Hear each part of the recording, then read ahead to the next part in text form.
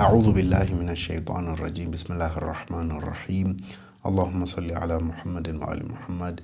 Day 25 of the holy month of Ramadan. We ask God Almighty not to make it the last one that we witness. It is very interesting that in the Holy Quran, God Almighty does not define the straight path nor the opposite of it by definitions nor examples. Rather, He uses individuals to define it. اهدنا الصراط المستقيم. Guide us to the straight path. صراط الذين أنعمت عليهم. The path of those whom you have bestowed your blessings upon.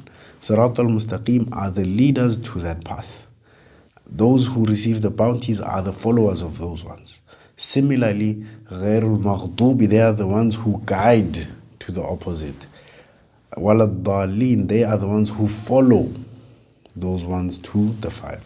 So that is how God Almighty defines the straight path and the astray path by individuals. So this tells us from the first chapter in the Holy Quran that there are people who must follow and that there are people who we must not follow.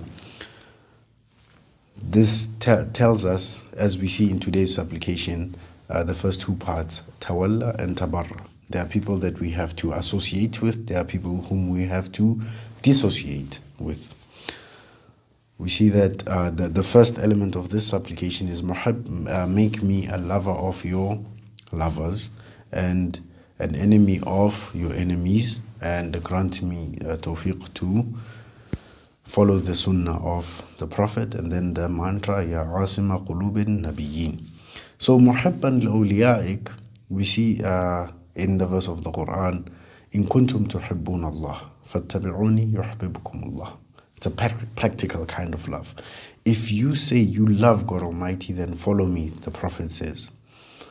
Then Allah will also love you. So for us to show our love to Allah subhanahu wa ta'ala, we have to follow the Holy Prophet. We have to do what I like to call a practical kind of love, which in Arabic is called al-mawadda, two-way kind of love that is practical and not just lip service. That's why the Holy Prophet, after loving him and following him, he says, La as'alukum alayhi ajra illa al-mawaddata fil qurba. I do not ask for you any reward for it except that you love my family. That's why we say, Salamun ala Ali Yasin. Not Ilyasin, Ali Yasin. Otherwise, the text would not make sense. Mu'adiyan li'a'daik. Whoever, the Quran says, whoever is an enemy for Allah, His angels, His prophets, Gabriel and Michael, the two angels, then Allah is indeed an enemy for the disbelievers. ذلك جزاء أعداء الله النار لهم فيها دار الخلد جزاء بما كانوا بآياتنا يجحدون.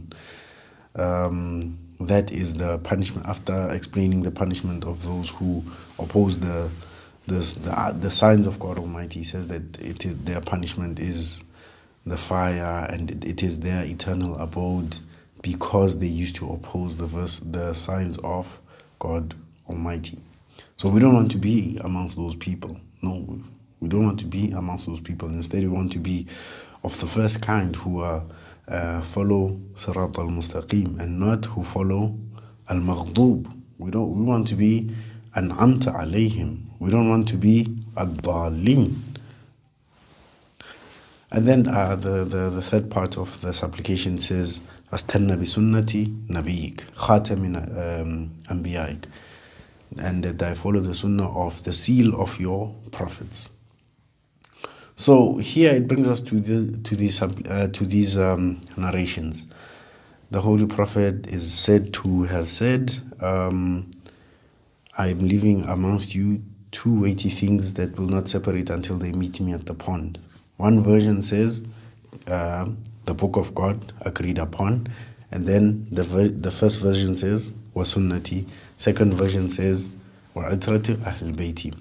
First version is nowhere to be found except Musnad Ahmad.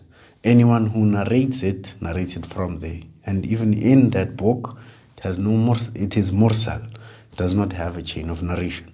Whereas the second one, wa itrati ahl bayti, it's even found in Sahih Muslim and other books. أذكركم في أهل البيت أذكركم في أهل البيت. The second thing is that وسنتي is what is taught. It's what we need to learn. وعترة أهل البيت are the teachers, are who we learn from. The second one is that when you say وسنتي, unfortunately, the first book recorded under Ahl Sunnah is only 200 years after the Holy Prophet, whereas وعترة أهل البيت is immediately, it continues from Ali ibn Abi Talib till today. So it's upon the believer to then make it their own choice where they learn their Sunnah and how they get it. But we are all striving to live by the example of the Holy Prophet sallallahu alaihi wasallam.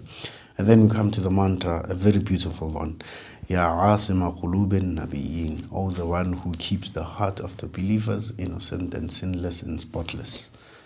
Walhamdulillahi Rabbil Alameen wa sallallahu ala Muhammad wa alihi al-tahirin.